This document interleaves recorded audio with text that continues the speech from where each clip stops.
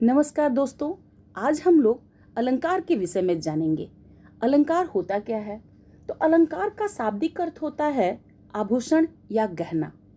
आभूषण महिलाओं को विशेष प्रिय है। वे अपने को सजाने संवारने के लिए इनका प्रयोग करती हैं। कविता कामिनी भी अपने को सजाने संवारने के लिए विविध प्रकार के अलंकारों को धारण करती है और उनकी चमक दमक तथा प्रभाव से दूसरों को चमत्कृत करती है। कविता शब्द और अर्थ के संयोग से बनती है, इसलिए कविता में चमत्कार भी दो ही तरह से लाया जाता है, विशेष शब्दों के प्रयोग द्वारा और विशिष्ट अर्थ सौंदर्य के द्वारा। इसी आधार पर अलंकारों को 3 भागों में विभक्त किया गया है, अर्थात अलंकार के 3 भेद होते हैं: शब्दालंकार, अर्थालंकार और उभयालंकार। जहाँ कविता में शब्द के माध्यम से चमत्कार होता है वहाँ शब्दालंकार, अर्थ के माध्यम से चमत्कार हो तो अर्थालंकार, और जहाँ दोनों के माध्यम से चमत्कार हो वहाँ उभयालंकार कहा जाता है। शब्दालंकार के 5 प्रकार होते हैं: अनुप्रास अलंकार, यमक अलंकार, श्लेष अलंकार, पुनरुक्ति अलंकार, वक्रोक्ति अलंकार। अनुप्रास अलंकार 2 शब्दों के मेल से बना है। अनु जोड़ प्रास। अनु का अर्थ हुआ नकल और प्रास का अर्थ होता है वर्ण। जहाँ वाक्य में एक ही वर्ण की आवृत्ति बार बार हो वहाँ अनुप्रास अलंकार होता है। जैसे रघुपति राघव राजा राम और चारुचंद्र की चंचल किरणें। इन दोनों पंक्तियों में पहली पंक्ति में र की बार बार आवृत्ति हो रही है और दूसरी पंक्ति में च की आवृत्ति बार बार हो रही है। तो इन्हीं र और च की अपनी आवृत्ति से चमत्कार उत्पन्न कर रहे हैं ये वर्ण। यही अनुप्रास अलंकार है। इसे ही हम लोग अनुप्रास अलंकार करते हैं, मतलब एक वर्ण की बार बार आवृत्ति ही अनुप्रास अलंकार है। दूसरा हमारा है यमक अलंकार। यमक का अर्थ होता है युग्म या जोड़ा। जहाँ काव्य में एक शब्द 2 या 2 से अधिक बार आए किंतु अर्थ अलग अलग हों, वह यमक अलंकार होता है। जैसे चलिए उदाहरण से देखते हैं। सजना है मुझे सजना के लिए श्रृंगार प्रियता। अर्थात सजना शब्द जो है वो 2 बार प्रयुक्त हुआ है और सजना एक बार श्रृंगार के लिए प्रयोग हुआ है और दूसरी बार प्रियतम के लिए प्रयोग हुआ है। ठीक उसी प्रकार दूसरी पंक्ति में काली घटा का घमंड घटा बादल। यहाँ घटा शब्द 2 बार प्रयोग हुआ है और दोनों ही घटा का अलग अलग अर्थ है।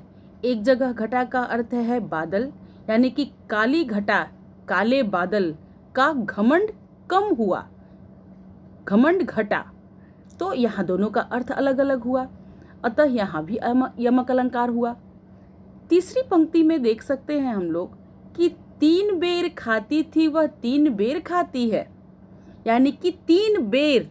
एक बेर का अर्थ हुआ समय, यानी कि 3 टाइम्स, 3 बार। तो 3 बार को 3 बेर कहा गया है। 3 बार वह खाती थी और क्या खाती थी? तो 3 ही बेर खाती थी। बेर जो फल होता है एक, तो 3 बार वह 3 बेर फल ही खाती थी। तो यहाँ पर भी बेर बेर की जो आवृत्ति हुई है, मतलब 2 शब्दों का बार बार आना हुआ है और दोनों जोड़े में आए हैं लेकिन अर्थ अलग अलग है। यहाँ भी यमक अलंकार होता है। अब हमारा तीसरा प्रकार है श्लेष अलंकार, जिसका शाब्दिक अर्थ होता है चिपका हुआ। जहाँ कविता में एक शब्द से अनेक अर्थ जुड़े हों वहाँ श्लेष अलंकार होता है। जैसे हमारा पहली पंक्ति है मांगन को देख पट देत बार बार। यहाँ पट का अर्थ है वस्त्र और दूसरा अर्थ है दरवाजा। जैसा कि इस पंक्ति में द्विअर्थक हमने देखा, कपड़ा और दरवाजा अर्थ लिया गया है। पहला अर्थ इसका यह निकलता है कि वह व्यक्ति किसी भी भिखारी को देखकर उसे बार बार वस्त्र प्रदान करता है, वस्त्र देता है, कपड़े देता है। और दूसरा अर्थ इससे निकलता है कि वह व्यक्ति किसी भी भिखारी को देखकर बार बार अपने घर के दरवाजे बंद कर लेता है, किवाड़ बंद कर लेता है। तो इस प्रकार हमने देखा कि पट के 2 अर्थ हुए और दोनों का अलग अलग प्रयोग हुआ। अब हम देखते हैं एक और उदाहरण दूसरी पंक्ति में। हे प्रभु हमें दो जीवन दान। अब यहाँ जीवन जो है शब्द, इसके दो अर्थ, अलग अलग अर्थों में इसका प्रयोग किया जा सकता है। एक व्यक्ति जो है वो भगवान से जीवन मांग रहा है, जीवन दान मांग रहा है। पानी भी तो जीवन दान है, पानी के द्वारा भी तो हम जीवन दान पाते हैं। कोई भूख और प्यास से तड़पता हुआ आदमी अगर भूख प्यास की मांग कर रहा है, पानी मांग रहा है, तो वो जीवन दान ही मांग रहा है। और जीवन में उम्र भी आती है कि हमारी उम्र बढ़ाओ प्रभु। तो जीवन यहाँ पर दो अर्थों में प्रयोग होता है, पानी के लिए भी और उम्र के लिए भी। अब आइए हम लोग चौथे प्रकार को देखते हैं। इसको हम लोग कहते हैं पुनरुक्ति प्रकाश अलंकार। इसमें जहां काव्य में एक शब्द दो या दो से अधिक बार आए किंतु अर्थ एक ही हो, वहां पुनरुक्ति प्रकाश अलंकार होता है। पुनरुक्ति मतलब पुनः आना, बार बार आना। जैसे हम उदाहरण से देखते हैं, कभी कभी मेरे दिल में ख्याल आता है, मधुर मधुर मेरे दीपक जल, करत करत अभ्यास के जड़मति होत सुजान। इन सभी तीनों पंक्तियों में जो एक शब्द दो दो बार प्रयोग में आए हैं, या दो से ज्यादा भी आ सकते हैं, ये दोनों बार आए हैं, इनका दोनों का एक ही अर्थ है। मतलब कभी कभी मेरे दिल में ख्याल आता है, ऐसा कभी कभी होता है। मधुर मधुर मेरे दीपक जल, यानी कि धीरे धीरे जल मेरे दीपक। और करत करत अभ्यास, यानी कि अभ्यास करते करते ही मूढ़ बुद्धि भी ज्ञानी हो जाती है। यहाँ तक तो हमने दो शब्दों की आवृत्ति देखी, कभी कभी, मधुर मधुर, करत करत। कुछ ऐसे भी शब्द होते हैं जो बार बार आ जाते हैं। हम लोगों ने एक हिमेश रेशमिया की आवाज में एक गाना सुना है, एक बार आजा आजा आजा आजा आजा। इस गाने में तो कई बार आजा आजा आजा का प्रयोग किया गया है और सारी जगहों पर आने की ही बात कही गई है। मतलब आजा, एक बार तुम मेरे से मिलने आजा। अब आता है हमारा पांचवा प्रकार, वो है वक्रोक्ति अलंकार। वक्र का अर्थ होता है टेढ़ा, और उक्ति मतलब कथन, जो टेढ़ा कथन, थोड़ा घुमा फिरा के बोला जाए। जहाँ कविता में वक्ता जो बोलने वाला है उसके द्वारा बोले जाने वाला कथन जानबूझकर अर्थ उसका अलग निकाला जाता है, वहाँ वक्रोक्ति अलंकार होता है। मतलब जानबूझ करके जहाँ पर बात को घुमाने के लिए थोड़ा सा उसको मजाकी अंदाज में या किसी भी तरीके से उसको थोड़ा घुमा दिया जाता है, तो वहाँ पर वक्रोक्ति अलंकार होता है। जैसे एक उदाहरण हम लोग देखते हैं, को तुम घनश्याम हम। जैसे यहाँ पर है कि राधा जी पूछती हैं कि कौन हो तुम, तो वो कहते हैं हम घनश्याम हैं। और घनश्याम का अर्थ होता है बादल। घन मतलब बादल होते हैं, तो यहाँ पर कौन हो तुम क्या बादल हो, जानबूझ करके। तो यहाँ पर हम लोग देख सकते हैं कि वक्रोक्ति अलंकार। एक दूसरी पंक्ति से देखते हैं, कौन द्वार पर राधा में हरि, यानी कि द्वार पर कौन है, तो राधा में हरि, यानी कि राधा तुम बानर, तुम बंदर हो। तो यहाँ पर राधा में बंदर होने का, बंदर की उपमा दी गई है उसको, तो यहाँ पर भी बातों को थोड़ा घुमा दिया गया है। तो मतलब मजाक में ही, जानबूझ करके ही की गई है बात, लेकिन यहाँ भी वही अलंकार। आइए अब हम लोग अर्थालंकार के प्रकार को देखते हैं। अर्थालंकार में इसके भी 6 भेद होते हैं। उपमा अलंकार, रूपक अलंकार, उत्प्रेक्षा अलंकार, मानवीकरण अलंकार, अतिशयोक्ति अलंकार और संदेह अलंकार। तो शब्दालंकार के बाद अर्थालंकार, यानी कि जहां अर्थ के आधार पर चमत्कार उत्पन्न किया जाता है। तो इसके 6 प्रकार हुए, और उसमें से पहला अगर हम देखें पहले कि उपमा अलंकार क्या है, तो बड़ा ही सरल है ये। जहां गुण की समानता के कारण दो वस्तुओं में समानता दर्शाई जाए, वहाँ उपमा अलंकार होता है। यानी कि दो वस्तुओं में एक रूपता दिखाई जाए, दोनों में कुछ समानता है, उसको किसी शब्द द्वारा दर्शाया जाए, तो वहाँ उपमा अलंकार होता है। इसका एक ट्रिक है पहचानने का कि सा से सी समान, सरिस सम, मतलब सरिस मतलब जैसा, सम मतलब बराबर, समान मतलब दोनों में समानता, सी मतलब दोनों एक जैसी, दोनों में ये से, तो इस तरह के जहाँ पर हमें दिखाई दे शब्द, वहाँ हम लोग उपमा अलंकार समझते हैं। इसे हम कुछ उदाहरण से समझते हैं। जैसे मुख चांद सा सुंदर है। अब मुख और चांद में समानता बताई जा रही है। देखिए हमारे ट्रिक के अकॉर्डिंग सा भी लगाया गया है इसमें, और मुख और चांद में क्या समानता है, तो जो हमारा मुख है वो चांद के समान है। तो यहाँ एक चीज और ध्यान देने वाली बात है, इसमें जिस चीज की तुलना या समानता जिस वस्तु से करते हैं उसमें उपमेय और उपमान का संबंध होता है। जैसे मुख की समानता हम चांद के साथ कर रहे हैं तो मुख उपमेय हुआ और चांद उपमान हुआ, माने जिसका हम लोग उपमा दे रहे हैं, जिस वस्तु से उसका कंपेयर कर रहे हैं, तो जिसकी तुलना कर रहे हैं और जिससे तुलना कर रहे हैं, उपमेय और उपमान हुआ इनका संबंध। अब एक और उदाहरण देखते हैं हम लोग। पीपर पात सरिस मन डोला, अर्थात पीपर के पत्ते जैसा मन डोला, यानी कि मन और पीपर दो वस्तुओं में समानता बताई गई है। यानी कि मन जो हमारा हुआ वो पीपर के पत्ते जैसा डोल रहा है, यानी कि सरिस शब्द जो इसमें लगाया गया समानता बताने के लिए, मन और पीपर में समानता बताने के लिए या तुलना करने के लिए। एक और पंक्ति यहाँ हम देख रहे हैं, हाय फूल सी कोमल बच्ची हुई राख की थी ढेरी, यानी कि एक फूल सी बच्ची जो राख की ढेर हो गई थी, कोमल बच्ची जो है फूल के समान वो राख की ढेर में बदल गई थी, और फूल और बच्ची में समानता दिखाई जा रही है। बच्ची जो है वो फूल सी कोमल है, ठीक है, तो फूल और बच्ची ये दोनों की समानता बताई गई है। और सी जो यहाँ पर लगाया गया है शब्द, ये यहाँ पर हम जो ट्रिक हम लोगों ने पहले बताया था कि सरिस, सी, सा, से, ये सब जहाँ हमें दिखे वहाँ हम समझ जाते हैं कि ये उपमा अलंकार है। आगे चलिए हम लोग अब दूसरे अर्थालंकार के अंतर्गत दूसरे भेद को देखें। दूसरा हमारा भेद है रूपक अलंकार। रूपक अर्थात जहाँ कविता में उपमेय और उपमान का भेद मिटा दिया जाता है, अर्थात दोनों को एक कर दिया जाए, वहाँ रूपक अलंकार होता है। इसका ट्रिक क्या है हमें समझने का, उसमें योजक चिन्ह एक जैसा हल्का सा डैश जैसा जहाँ लगाते हैं, जहाँ ये हमें दिखे चिन्ह वहाँ हमें फटाक से समझ जाना चाहिए कि ये रूपक अलंकार है। जैसे देखिए हम लोग उदाहरण से देखते हैं, मैया मैं तो चंद्र खिलौना ले हूं, यानी कि माँ मैं तो चंद्र समान खिलौना ही लूंगा, खिलौना जो लूंगा वो चंद्रमा के समान होना चाहिए। देखिए यहाँ पर तो हमें दिख गया कि चंद्र उपमान और खिलौना उपमेय, तो यहाँ पर उपमान और उपमेय है, किंतु उसमें सा से सी नहीं लगाया गया है।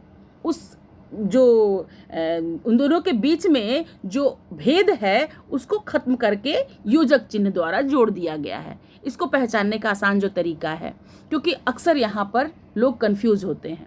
एक और उदाहरण से देखते हैं। अगली पंक्ति है, चरण कमल बंदौ हरिराई। इस पंक्ति में चरण जो है कमल के समान चरण की वंदना की बात की गई है। तो चरण जो हमारा है उपमेय है और कमल उपमान है, तो इन दोनों के भेद को, उपमेय और उपमान को सा से सी नहीं लगा करके यहाँ उसको योजक चिन्ह द्वारा एक कर दिया गया है। तो यहाँ भी हम देख सकते हैं योजक चिन्ह का प्रयोग। अब हम तीसरे प्रकार की ओर देखते हैं, उत्प्रेक्षा अलंकार। ये जो तीसरा हमारा अर्थालंकार का तीसरा प्रकार है उत्प्रेक्षा, जहाँ काव्य में उपमेय में उपमान की संभावना की जाए वहाँ उत्प्रेक्षा अलंकार होता है। यानी कि उपमेय जो वस्तु होती है उसमें उपमान की संभावना की जाती है, वहाँ पर माना जाता है। वहाँ इसके लिए भी हम लोग ट्रिक से देख सकते हैं, और इसको समझने के लिए ट्रिक का ही इस्तेमाल करें तो ज़्यादा आसानी होती है समझने में। तो इसका ट्रिक है कि जहाँ हमें दो शब्दों के बीच या उस पंक्ति में दिखे मानो, मनु, मनहु, जानो, जनु, जनहु, तो वहाँ हमें समझना चाहिए कि ये उत्प्रेक्षा अलंकार है। जैसे मुख मानो चंद्र है, ठीक है, यहाँ उपमेय उपमान की ही बात हो रही है, लेकिन यहाँ पर माना जा रहा है, मान लो, ऐसी संभावना कर लो, ऐसा हो तो मुख मानो चंद्र हो। उस काल मारे क्रोध के तन कांपने लगा, मानो हवा के जोर से सोता हुआ सागर जगा। सोचिए, माने तन ऐसा कांपने लगा, ये तन कहीं ऐसा कांपता है, लेकिन मान लो कि ऐसे कांपने लगा जैसे हवा के जोर से सोता हुआ सागर जाग गया। थोड़ी अजीब बात है, किंतु मान लो, संभावना कर लो। तो ऐसे जगहों पर जहां मानो मनु शब्द आ जाए पंक्ति में, तो वहां पर उत्प्रेक्षा अलंकार माना जाता है। उत्प्रेक्षा अलंकार होता है, ये चमत्कार उत्पन्न करते हैं पंक्तियों के बीच में अलंकार। तो यहाँ भी चमत्कार ही हो रहा है, चमत्कारिक ही शब्द हैं ये। अच्छा, अगला हमारा प्रकार है अलंकार का, वो है मानवीकरण अलंकार। जैसा कि ये नाम से ही पता चल रहा है, मानव, इंसान, जहाँ इंसानियत कुछ हो। तो मानवीकरण अलंकार में जहाँ कविता में प्रकृति का चित्रण मानव जीवन के रूप में किया जाए, वह मानवीकरण अलंकार होता है। यानी कि मानव के जीवन समान प्रकृति को दर्शाया जाता है, वहाँ पर मानवीकरण अलंकार होता है। कुछ उदाहरण से चलिए हम देखते हैं। जैसे मेघ आए बड़े बन ठन के संवर के। अब मेघ कहीं बन ठन के आते हैं क्या? मेघ तो मेघ है, प्राकृतिक चीज है, लेकिन यहाँ पर आरोप लगाया जा रहा है मेघ पर, इंसानों जैसा, मानवों जैसा। जैसे मानव बन ठन के आते हैं सच संवर करके, वैसे मेघ भी सच संवर के आ रहे हैं। तो यहाँ पर मानवीकरण अलंकार प्रदर्शित हो रहा है। एक और उदाहरण देखते हैं। आए महंत बसंत। बसंत ऋतु को कहा जाता है प्रकृति का यौवन वाला सबसे सुंदर ऋतु। तो और महंत क्या होते हैं? जो किसी बहुत बड़े आश्रम के, जगह के जो कर्ता धर्ता होते हैं, देखने वाले होते हैं, उनको महंत कहते हैं। तो बसंत जो है ना, वो महंत के समान आ रहे हैं, किसी व्यक्ति के समान, जो बहुत रोब वाले, रोबीले होते हैं, गठीले होते हैं व्यक्ति, उनके समान बसंत आ रहे हैं। तो बसंत ऋतु को एक मानव के सदृश बताया जा रहा है, उन पर आरोप लगाया जा रहा है मानव होने का, मानव सदृश दिखने का। तो यहाँ भी मानवीकरण अलंकार दिख रहा है। तो मानवीकरण अलंकार होता है जहाँ प्रकृति का चित्रण मानव जीवन के रूप में लिया जाता है। आइए, पांचवा हमारा अलंकार है अतिशयोक्ति अलंकार। अतिशयोक्ति अलंकार कहाँ होता है? जहाँ कविता में किसी कथन या किसी बात को बहुत बढ़ा चढ़ाकर वर्णन किया जाए, वहाँ अतिशयोक्ति अलंकार होता है। इस हम लोग एक उदाहरण से ही देखते हैं। जैसे हनुमान की पूंछ में लगन न पाई आग, लंका सिगरी जल गई, गए निशाचर भाग। अब ये कोई बात हुई कि हनुमान जी की पूंछ में आग लगाई गई और आग लग नहीं पाई, आग लगी नहीं, उनका एक बाल भी बांका नहीं हुआ, एक बाल में आग तक नहीं लगी और सारी लंका जल गई और सारे निशाचर भाग गए। ये तो कुछ ज्यादा बढ़ा चढ़ा के नहीं बोला जा रहा है। वही तो है अतिशयोक्ति अलंकार, जहां किसी बात को खूब बढ़ा चढ़ा के बोला जाए। एक और उदाहरण से देखते हैं। आगे नदियां पड़ी अपार, घोड़ा कैसे उतरे पार, राणा ने सोचा इस पार, तब तक था चेतक उस पार। अब यहाँ पर ये हल्दी घाटी रचना से ली गई है पंक्तियां, जिसमें महाराणा प्रताप के घोड़े चेतक के बारे में बताया गया है। माने वो इतना चमत्कारिक घोड़ा था कि इतनी बड़ी अपार नदी थी, विशाल नदी थी सामने। अब राणा जी तो कैसे जैसे तैसे पार कर जाते, लेकिन घोड़ा उस पार कैसे जाए भाई? तो राणा ने सोचा इस पार, राणा अभी सोच ही रहे थे कि अपने घोड़े को उस पार कैसे ले जाऊं। अब इस उनके सोचते सोचते में तब तक चेतक था उस पार जा चुका था। ये कुछ अजीब बात नहीं है, इसमें अतिशयोक्ति नहीं है, बढ़ा चढ़ा के नहीं बोला गया है, मतलब ये सोच के परे है। तो ऐसे ही बढ़ा चढ़ा के बोलने को हम लोग अतिशयोक्ति अलंकार कहते हैं, जहाँ किसी भी बात को बहुत बढ़ा चढ़ाकर, उसमें मिर्च मसाला लगाकर या उस वस्तु के क्षमता से आगे बढ़ कर के कोई बात कही जाए, वहाँ यही अलंकार चमत्कार उत्पन्न करता है और इसे अतिशयोक्ति अलंकार कहा जाता है। अगला अलंकार है हमारा संदेह अलंकार। संदेह का अर्थ ही हो गया जहाँ डाउट हो, जहाँ कविता में संदेह की स्थिति बनी रहे, वहाँ संदेह अलंकार कहा होता है। जैसे इसका ट्रिक है या, मतलब कि जहाँ हमें या नजर आए, या दिखे, वहाँ पर इसको हमें मानना चाहिए और समझ लेना चाहिए। ये हमारे समझने के लिए, सहूलियत के लिए है। जैसे उदाहरण से देखते हैं, साड़ी बीच नारी है, नारी बीच साड़ी है, नारी ही की साड़ी है या साड़ी ही की नारी है। यानी कि देखिए कितना कंफ्यूजिंग है कि साड़ी के बीच में नारी है या कि नारी के बीच साड़ी है या नारी ही की साड़ी है या साड़ी ही की नारी है। ओ माय गॉड, कितना कंफ्यूजिंग लग रहा है।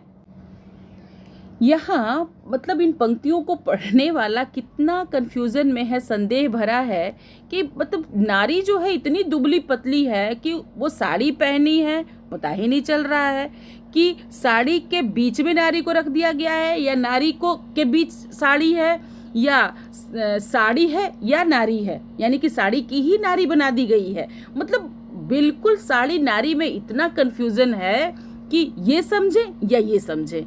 तो यही जो संदेह है कि नारी की साड़ी है या साड़ी की नारी है, किसकी बनी हुई है, वो सच्ची जीती जागती नारी है या साड़ी की नारी बना करके रख दिया गया है, निर्जीव है। तो ये कंफ्यूजन ही हमारा यहाँ संदेह अलंकार है, संदेह पैदा कर रहा है। दूसरे उदाहरण में मुख्य है या चंद्र है, यहाँ मुख्य नहीं मुख होना चाहिए, मुख्य है या चंद्र है, यानी कि जो देखने वाला है उसको इतना कंफ्यूजन हो रहा है, इतना संदेह हो रहा है कि वो समझ नहीं पा रहा है कि जो मैं देख रहा हूँ या किसी का चेहरा है या चंद्रमा है। इतना गोलाकार, इतनी समानता कहीं होती है? तो वो संदेह से भर गया है, तो उसको या लगा करके कि ये समझूं या ये समझूं, इन दोनों में ये चंद्रमा है कि किसी का चेहरा है, या चेहरा है या चंद्रमा है। तो वो दोनों में इतनी समानता है कि वो संदेह में भर गया है। अतः यहाँ पर संदेह अलंकार है, यानी कि यहाँ पर एक संदेह वाला चमत्कार उत्पन्न हो रहा है। आगे हम लोग देखते हैं उभया अलंकार, यानी कि जहाँ शब्दालंकार अर्थालंकार दोनों ही चमत्कार, दोनों को मिलाकर के चमत्कार उत्पन्न होता है। जैसे उदाहरण से देखते हैं, चांद बना दुल्हा सा निकला, तारों की बारात में, आ जाओ परदेशी बालम आधी आधी रात में। अब यहाँ देखिए, चांद योजक चिन्ह से यहाँ पर चांद दुल्हा सा, यानी कि यहाँ पर उपमा भी है कि चांद जो है वो दुल्हा सा निकला, चांद दुल्हा बनकर के निकला है तारों की बारात के साथ। आ जाओ परदेसी बालम आधी आधी रात में। यहाँ आधी आधी रात में, आधी आधी हमारी पुनरुक्ति अलंकार, और तारों को बाराती होने का उन पर आरोप लगाया जा रहा है, मानवीकरण अलंकार। यानी कि कितने सारे अलंकार, यानी कि उभया अलंकार, दोनों अलंकार मिक्स है। यहाँ शब्दालंकार भी हैं, अर्थालंकार भी हैं, और इन पंक्तियों में कई हमारे अलंकार मिले जुले हमें दिख रहे हैं। अतः जहाँ शब्द और अर्थ दोनों के माध्यम से चमत्कार हो जाए, वहाँ उभया अलंकार होता है। तो हमने यहाँ पर उभया अलंकार देखा, तो हमने यहाँ अलंकार के तीनों भेदों के विषय में और उसके प्रभेदों के विषय में भी जाना। मुझे उम्मीद है कि आप लोगों को यह अलंकार विषय स्पष्ट हुआ होगा। यदि कोई इसमें त्रुटि रह गई हो तो आप कमेंट बॉक्स में लिखें और मेरे इस चैनल को सब्सक्राइब करें और ज़्यादा से ज़्यादा लाभ उठाएं। और यदि कोई और भी विषय पर आपका कुछ डिमांड हो, किसी और विषय पर आप चाहें, तो मुझे कमेंट बॉक्स में लिखकर बताएं कि कौन से विषय पर मैं अपने अगले वीडियो को बनाऊं। तब तक के लिए धन्यवाद।